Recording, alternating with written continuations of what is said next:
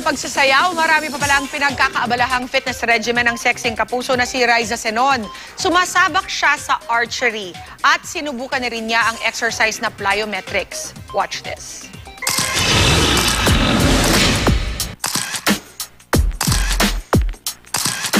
Pagkatapos maging cover girl ng isang men's magazine nitong May, tuloy-tuloy pa rin sa kanyang fitness regimen si Riza Senon.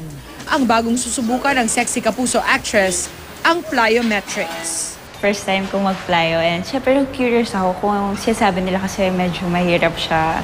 So titingnan ko kung kaya ba ng powers ko. More on how you execute yung mga exercises. You really have to do it explosively, going up and down quick. Pagkatapos mag-stretching, iba't ibang plyo exercise na ang pinagawa kay Riza. Nasubukan din niya ang training tool na Vertimax. 4, 25, 26, 27, 28, 29, 30. Okay, Ang hirap niyo sobra. Percent. Light pa yun What more pa kung yung talagang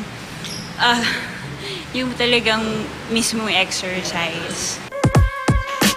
Pero bukod sa pagpapanatili ng kanyang sexy figure, alam niyo bang hilig din pala ni Riza ang archery? 3 buwan na raw hinahasa ni Riza ang kanyang archery skills. More on mind. Kasi kailangan yung focus mo nandun lang sa isang So which is nakakatulong rin naman sa work ko. Mula sa 16 pounds sa karaniwang bigat ng bow, 20 pounds na ang ginagamit na bow ni Riza ngayon. Bila nagka-classes ako sa kanila. So every dinadagdagan nila ng bigat yung bow. Matapos mag-warm up, sunod-sunod na ang bullseye ni Riza.